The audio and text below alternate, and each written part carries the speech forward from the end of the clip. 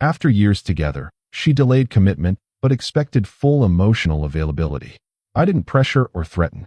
I invested in myself, built stability, and slowly removed access until balance replaced one-sided expectations. "You're different lately," she said, scrolling through her phone without looking up. "I know."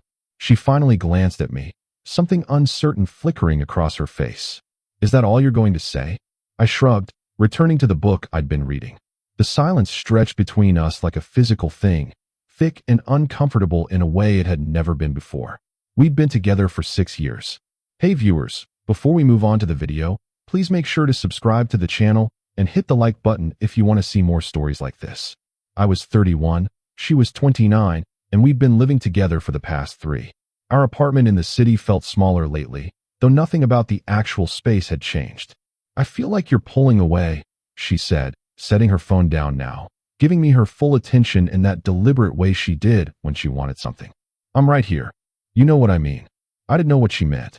For 6 years, I'd been the emotional anchor in our relationship, the one who initiated difficult conversations, who planned our future, who asked about her day and really listened to the answer. I'd been the one who brought up marriage, moving in together, planning vacations, meeting each other's families. Every major step in our relationship had been my idea, my initiative, my emotional labor. "Maybe I'm just tired," I said, which was true enough. She studied me for a long moment, and I could see her trying to decode what had changed. The truth was simpler than she probably imagined. I'd stopped trying so hard. "We should talk," she said, and I almost laughed at the irony. 6 months ago, I would have jumped at those words, eager to work through whatever issue was bothering her.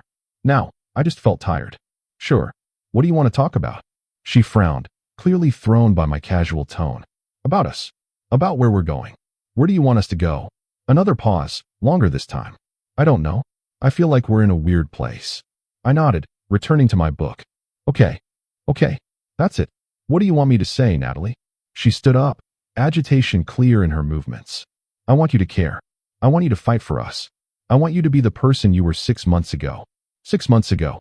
That was when everything shifted, though she probably didn't realize the exact timeline. 6 months ago, I'd asked her if she could see us getting married. Not a proposal, just a conversation about our future. She'd given me the same answer she'd given me every time I'd brought it up over the past 3 years. "I'm not ready yet. I don't want to rush into anything. Marriage is a big step, and I need to be sure." Which would have been fine, completely understandable, except that she still expected me to be emotionally available for her every need. Still expected me to comfort her after bad days, celebrate her victories, listen to her problems, be her rock.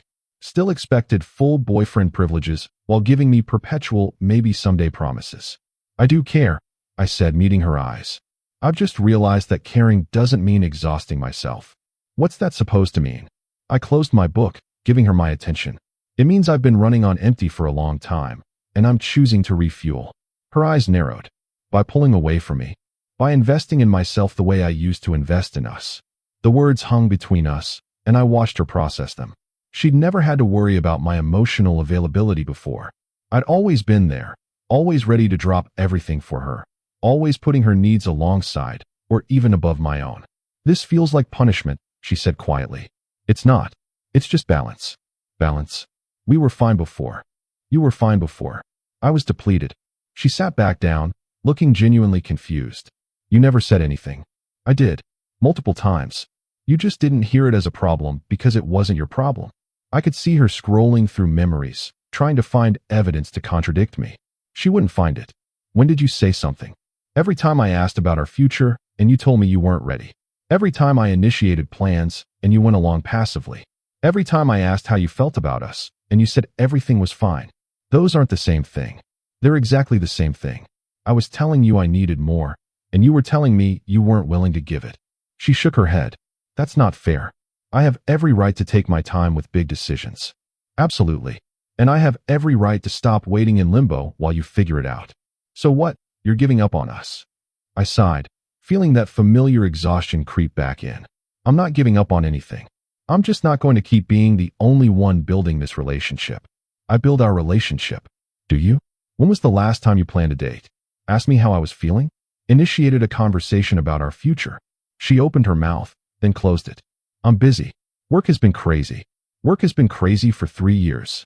Her face flushed. You're twisting things. I'm stating facts. And the fact is, I've been doing the emotional heavy lifting for our entire relationship, and I'm tired. So you're just going to stop? Stop caring about me? I didn't say that. I said I'm going to stop exhausting myself. There's a difference. She stood up again, pacing now. I don't understand what you want from me. I don't want anything from you. That's the point. That doesn't make sense. I stood too, facing her. For 6 years, I've wanted things from you. Commitment, partnership, mutual effort. And for 6 years, you've given me just enough to keep me hoping, but never enough to actually build something solid. That's not true, isn't it? We've been together for 6 years, and you still can't tell me if you see a future with me. I told you I'm not ready for marriage. I'm not talking about marriage anymore. I'm talking about basic partnership, about equal investment, about you showing up emotionally the way I've been showing up for you. Tears welled in her eyes, and 6 months ago, I would have immediately gone to comfort her. Now, I stayed where I was. I feel like you're attacking me, she said, her voice trembling. I'm not. I'm just being honest about what I need. What you need? What about what I need? What do you need, Natalie? She stared at me, and I could see her struggling to articulate it. I need you to be understanding, to be patient with me, to not pressure me. And what do I get in return? What do you mean? What do you get? You get me. You get our relationship. Do I? Because from where I'm standing, I get the parts of you that are convenient to give. The rest is always just out of reach. She wiped her eyes angrily. I can't believe you're being like this. Where is this even coming from? I thought about the moment everything shifted for me. It had been a Tuesday evening, nothing special about the day itself. We'd been sitting on this same couch, and she'd been telling me about her co-worker's engagement. She'd gone on for 20 minutes about how beautiful the ring was, how romantic the proposal had been, how happy she was for her friend. And then, in the same breath, when I gently asked if it made her think about our future, she'd said, "Oh, I'm nowhere near ready for that. Maybe in a few years." A few years. After 6 years together. And something in me had just broken. Not dramatically, not with anger or resentment. Just a quiet, final breaking, like a rope that had been fraying for so long that the last thread finally gave way. It's coming from the realization that I've been waiting for you to be ready for 3 years, and in that time, you haven't moved an inch closer to commitment, but you've expected me to stay exactly where I am. I never asked you to wait. You didn't have to ask. The relationship did that for you. This is ridiculous. Plenty of couples wait longer than 3 years to get engaged. You're right. But those couples are usually moving forward together. They're building something. We've been stagnant. We haven't been stagnant. We moved in together. 3 years ago, at my suggestion, after I found the apartment, handled the logistics, and did everything except physically move your boxes. She flinched. You're making me sound terrible. I'm making you sound passive. Because that's what you've been. Passive in our relationship while expecting me to be active enough for both of us. I can't believe you've been keeping score like this. I wasn't keeping score. I was keeping hope. There's a difference. Was. The word hung in the air, heavy with implication. I confirmed. She sat down slowly, like her legs couldn't hold her anymore. So what now? You're breaking up with me? I don't know. It was the most honest thing I'd said in months. You don't know? How can you not know? Because for the first time in 6 years, I'm not making decisions based on what's best for us. I'm making them based on what's best for me. And what's best for you is abandoning our relationship. What's best for me is not being the only one fighting for it. We sat in silence for a long moment. I could see her processing, trying to find the right words to fix this. I love you, she finally said, and I could hear the desperation in it. I know you do. In your way. What does that mean? It means you love me in a way that's comfortable for you. That doesn't require you to be vulnerable, or take risks, or step outside your comfort zone. That's not fair. Maybe not. But it's true. She looked at me with something like fear in her eyes. What do you want me to do? I don't want you to do anything. That's the whole point. I'm done wanting things from you. So you're just giving up? I shook my head. I'm accepting reality. You're not ready for the kind of relationship I need, and I'm not willing to keep pretending that's okay. I could be ready. If you just gave me more time. I've given you 3 years. How much more time do you need? She didn't have an answer for that. The next few days were strange. We coexisted in the apartment like polite roommates, both of us processing what had been said. I'd meant what I told her. I wasn't trying to punish her or manipulate her into commitment. I'd simply stopped running toward a finish line. She kept moving further away. I started going to the gym in the mornings before work. Started reading the books that had been sitting on my shelf for months. Started saying no when she asked me to handle things that she could handle herself. Small things, but they added up. Can you pick up my prescription on your way home? I won't be coming straight home. You should order it for delivery. Can you call the landlord about the leaky faucet? You're perfectly capable of making that call. Do you want a meal prep together this weekend? I'm planning to do my own thing. You're welcome to join me, but I'm not coordinating with you. Each time, I could see her surprise, her confusion. She'd gotten so used to me accommodating her needs that my boundaries felt like rejection. But they weren't rejection. They were just boundaries. About 2 weeks after our conversation, she tried a different approach. I've been thinking about what you said, she told me one evening. I looked up from my laptop, where I'd been researching a certification program I was interested in. Okay, I think maybe I have been taking you for granted. Okay. She frowned at my neutral response. I want to work on that. I want to be better. That's great, Natalie. You should do that. I mean for us. I want to be better for us. I closed my laptop, giving her my attention. Why now? What do you mean? I mean, why does this matter to you now, when it didn't matter 2 weeks ago? She looked hurt. It always mattered. Did it? Because you seemed perfectly happy with how things were until I stopped playing my role. That's not fair. I care about you. I care about us. I believe you. But caring about something and being willing to work for it are different things. I'm saying I want to work for it now. Because you're afraid of losing it. Not because you actually want to build it. She shook her head. You're being so cold. This isn't like you. This is exactly like me. It's just the first time you've seen me prioritize myself. I don't like it. I know. Change is uncomfortable. Can we please just talk about this? Really talk. I gestured for her to continue. I'm listening. She took a breath, clearly gathering her thoughts. I know I've been hesitant about marriage. I know I've said I'm not ready. But that doesn't mean I don't see a future with you. What future do you see? I don't know. Us, together, happy. That's not a future. That's a vague concept. Why does everything need to be so defined? Because I'm 31 years old, and I don't want to wake up at 35 still wondering if my partner is willing to commit to me. She bit her lip. I'm scared. It was the first truly vulnerable thing she'd said in weeks. Of what? Of making the wrong choice. Of getting married, and then realizing it was a mistake. And you think waiting longer will give you certainty? Maybe. I leaned back, studying her. Here's the thing about certainty, Natalie. It doesn't exist. You're never going to wake up one day and just know, beyond any doubt, that marriage is the right choice. Then how do people decide? They decide that the relationship is worth the risk. They decide that building a life with someone is more important than waiting for guaranteed certainty that will never come. And you've decided that? I decided that 3 years ago. I've been waiting for you to decide it too. That's not fair. Everyone moves at their own pace. You're right, and I've respected your pace. But I can't keep sacrificing my needs to accommodate your uncertainty. So what are you saying? I'm saying that I need a partner who's as invested as I am. Someone who's willing to take risks with me, not someone who wants to keep one foot out the door just in case. Tears spilled down her cheeks. I don't have one foot out the door. Don't you? You've spent 3 years refusing to make any concrete plans for our future. That's not having both feet in. I live with you. I've built a life with you. At my initiation, when have you ever been the one to push our relationship forward? She wiped her eyes, and I could see her searching for an example. I suggested we get a cat. I couldn't help but laugh, though there was no humor in it. A cat. In 6 years, the biggest initiative you've taken in our relationship is suggesting we get a pet. You're being cruel. I'm being honest. And I know it hurts, but that doesn't make it cruel. She stood up, anger finally breaking through her tears. You know what?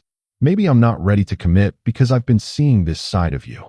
This cold, calculating side that keeps score and holds grudges. I don't hold grudges. I remember patterns. There's a difference. You're twisting everything I say. I'm responding to what you're actually saying, not what you wish you were saying. I can't do this right now. She walked to our bedroom and shut the door. I sat in the living room, feeling that familiar exhaustion settle over me. The thing she didn't understand was that I wasn't angry. I wasn't trying to hurt her or punish her. I had simply stopped setting myself on fire to keep her warm. The next morning, she emerged from the bedroom with red eyes but a determined expression. I want to go to couples therapy, she announced. Why? Because we need help. We need someone to help us communicate better. We communicate fine. You just don't like what I'm communicating. See, that's exactly what I mean. You're so defensive now. I'm not defensive. I'm just not apologizing for having boundaries. A therapist could help us find middle ground. I considered her request. What do you think therapy will accomplish? It will help us work through our issues. Help us understand each other better. I understand you perfectly, Natalie. You want the emotional benefits of a committed relationship without the actual commitment. What's there to work through? It's not that simple. It really is. She sat down across from me, her hands clasped tightly in her lap. What if I said I was ready to talk about marriage now? Really talk about it? I'd ask why now? Why is it suddenly on the table when it wasn't 2 weeks ago? Because I'm scared of losing you. So you'd be committing out of fear, not desire. That's not a foundation for marriage. That's not what I meant, isn't it? You were perfectly content with our relationship staying exactly as it was until I stopped being content. Now you're scrambling to give me what I want, not because you want it too, but because you're afraid of the consequences of not giving it. She looked down at her hands. You're right. I blinked, surprised by the admission. I am. Yeah. I've been reacting to your changes instead of actually examining what I want. And that's not fair to either of us. It was the most self-aware thing she'd said in weeks. So what do you actually want? I asked. I don't know. That's the honest truth. I don't know if I want to get married. I don't know if I'm ready for that level of commitment. I just know that I don't want to lose you. Those might be mutually exclusive things. I know. We sat in silence for a moment. I appreciate your honesty, I said finally. But it doesn't change anything, does it? I don't know. Does it? She met my eyes. What would it take for you to stay? To give us a real chance? Equal effort. Mutual investment. You taking initiative in our relationship instead of just going along with whatever I suggest. And if I do that, then we'd have to see. But it can't be performative, Natalie. It can't be you doing things because you're afraid I'll leave. It has to be because you actually want to build something with me. How do I prove that to you? You don't prove it to me. You do it for yourself, and I get to decide if it's enough. She flinched at that. That feels like a test. It's not a test. It's just reality. I'm not going to go back to being the only one driving this relationship forward. Either you meet me halfway, or we figure out if this is still something we both want. The weeks that followed were strange. Natalie did make an effort. I had to give her that. She planned a few dates, started asking about my day, even brought up looking at houses one evening over dinner. But there was a performative quality to it all that I couldn't ignore. Every gesture felt calculated, designed to prove something rather than to actually connect. I was thinking we could look at rings this weekend, she said one night. I set down my fork, studying her face. Do you want to look at rings, or do you think that's what I want to hear? She hesitated, and that hesitation told me everything. I want to show you I'm serious. About marriage, or about keeping me? Is there a difference? There's a huge difference. One is about building a future together. The other is about not losing what you have. Her shoulders slumped. I don't know how to win with you anymore. This isn't about winning. It's about being genuine. I am being genuine. Are you? Because it feels like you're checking boxes on a list of things you think will fix us, not actually engaging with what you want. What I want is for us to go back to how we were. That's not possible. Why not? Because I've changed. I can't unknow what I know now. Which is what? That I was settling. That I was accepting crumbs and calling it a meal. That I was so afraid of losing you that I never stopped to ask if what I had was actually worth keeping. Her eyes filled with tears again. You're saying I'm not worth it? I'm saying the dynamic we had wasn't worth it. You, as a person, are wonderful. But the role I played in your life was killing me. I never asked you to play any role. You didn't have to ask. I volunteered. But that doesn't mean I have to keep volunteering. So what now? It was a question she'd asked multiple times over the past month, and I still didn't have a clear answer. Now we both figure out what we actually want, instead of what we think we're supposed to want. I want you. You want the version of me that made your life easier. I'm not sure you want the version of me that has boundaries and expectations. She shook her head. That's not true. Then prove it. Not to me, to yourself. Show up for this relationship because you want to, not because you're afraid not to. I don't know how to do that. That's the problem, Natalie. And I can't teach you. You have to figure it out on your own. A few days later, I came home to find her sitting on the couch with her laptop, looking at apartment listings. What are you doing? I asked. She looked up at me, and I could see she'd been crying. I think we need space. I set down my bag, feeling something heavy settle in my chest. Okay. That's all you're going to say. What do you want me to say? I want you to fight for us. I want you to tell me not to go. I want you to care. I do care. But I'm not going to beg you to stay if you want to leave. See, that's the problem. The old you would have begged, would have done anything to fix this. The old me was exhausted and depleted. I'm trying not to be that person anymore.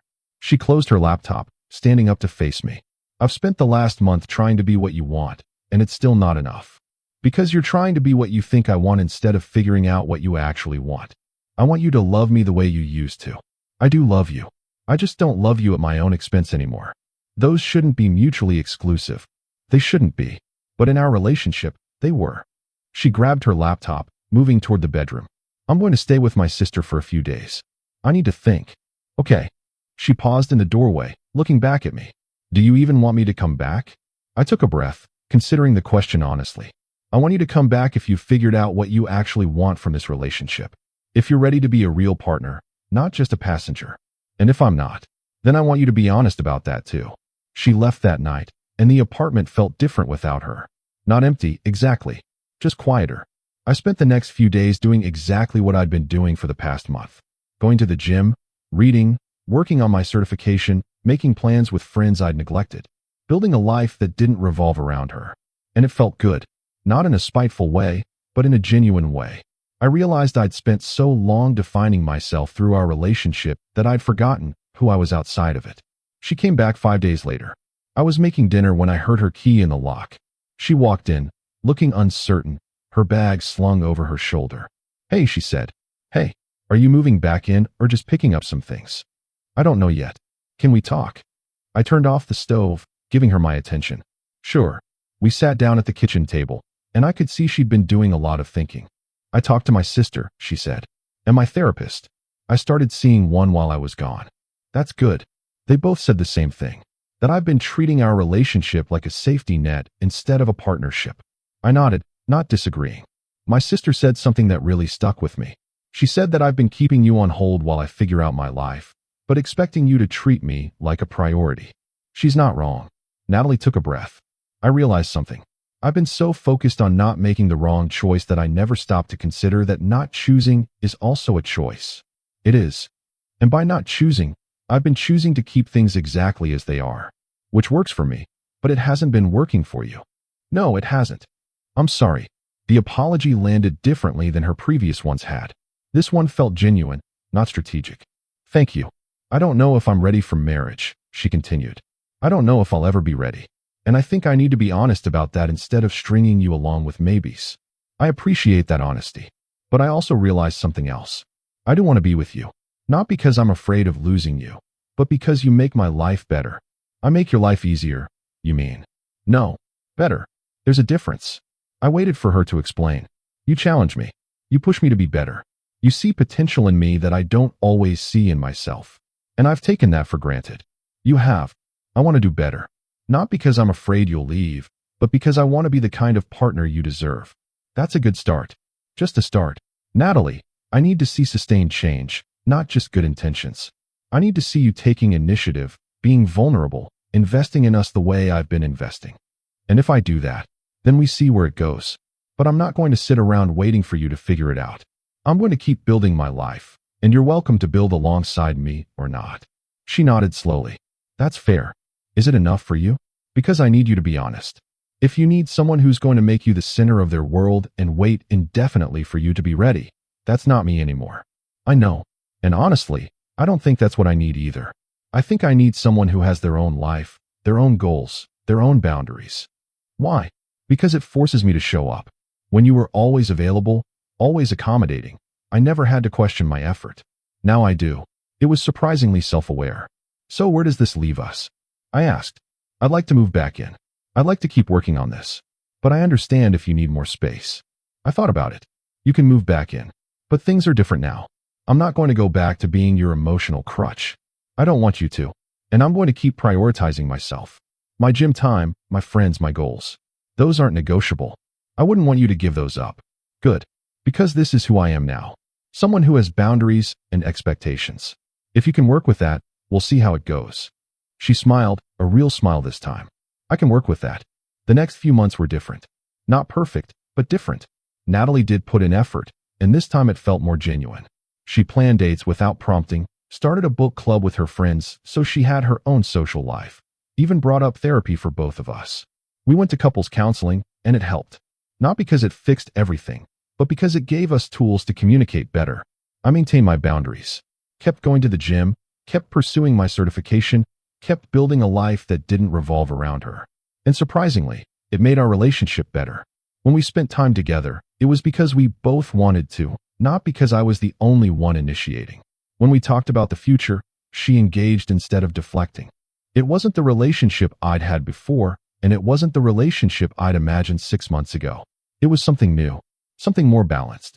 About 4 months after she moved back in, we were having dinner at our favorite restaurant when she brought something up.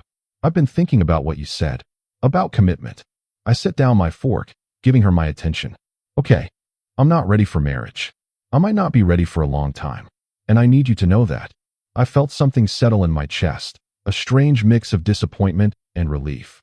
Okay, but I am ready to commit to building a life with you, to being a real partner, to showing up every day and choosing us. What does that look like to you? It looks like me taking initiative. It looks like me being vulnerable even when it's scary. It looks like me investing in us the way you've been investing. Can you do that without the promise of marriage? I think so. Can you? It was a fair question. I thought about what I actually wanted. Marriage had been important to me because it represented commitment, security, a future. But maybe commitment could look different than I'd imagined. I can try, I said, but I need to see consistent effort. Not perfect, but consistent. I can do that. And I need you to be honest if you're struggling, instead of just going through the motions. I will be. We sat in silence for a moment, both of us processing. This isn't how I thought this conversation would go, she admitted. How did you think it would go? I thought you'd tell me that without marriage, there's no point in continuing. 6 months ago, I might have, but I've realized that what I actually need is partnership. The legal document would be nice, but it's not as important as the actual relationship. So we're okay? We're figuring it out. That's the best I can offer right now. She reached across the table, taking my hand. That's enough. And for the first time in months, I believed her. It's been a year since that first conversation on our couch. A year since I stopped running myself into the ground, trying to build our relationship single-handedly. We're still together, still figuring things out. She still hasn't committed to marriage, and I've made peace with that. What we have now is different than what we had before. It's more balanced, more honest, more sustainable. She takes initiative now, plans trips and dates, asks about my goals, and supports them. I maintain my boundaries, prioritize my own growth, and show up for her without depleting myself. We're not perfect, and we still have hard conversations. But they're conversations, not monologues. She's engaged in our future now, even if that future doesn't include a wedding. And I'm content with building something real, even if it doesn't look like what I originally imagined. The biggest change has been internal. I no longer define my worth by how much I sacrifice for our relationship. I don't measure love by depletion. I've learned that healthy love should energize you, not drain you. That boundaries aren't walls, they're foundations. That asking for equal effort isn't selfish, it's necessary. Sometimes I wonder if we would have gotten here if I hadn't pulled back, hadn't stopped trying so hard. I don't think we would have. She needed to see that I was serious about my needs, and I needed to learn that I could survive without making her my entire world. It wasn't manipulation or game playing. It was self-preservation that happened to save our relationship. Last week, she brought something up that surprised me. I've been thinking about marriage, she said casually, as if she hadn't spent years avoiding the topic. Yeah, and I think I might be getting closer to being ready. I looked at her carefully, trying to gauge if this was genuine or performative. What changed? I realized that marriage isn't about being 100% certain. It's about choosing to build something even when you're scared. That's what I tried to tell you 3 years ago. I know. I wasn't ready to hear it then. And you're ready now? I'm getting there. I'm not saying I want to get engaged tomorrow, but I can see it as a possibility now instead of something terrifying. I nodded, processing. How do you feel about that? She asked. Honestly, I'm not sure. A year ago, this is all I wanted to hear. Now, I'm okay either way. She looked surprised. Really? Don't get me wrong. I'd be happy to marry you. But I'm also happy with what we're building right now. The commitment feels real, even without the ring. That's very zen of you. I laughed. I'm just tired of basing my happiness on milestones that may or may not happen. I'd rather appreciate what we have now. She smiled, leaning over to kiss me. I love this version of you. The one with boundaries? The one who knows his worth. And that, more than any promise of future commitment, felt like the validation I'd been seeking all along. I'd spent years trying to prove my worth through service, through sacrifice, through constantly giving more than I received. But real worth doesn't need to be proven. It just needs to be recognized. By her, yes. But more importantly, by me.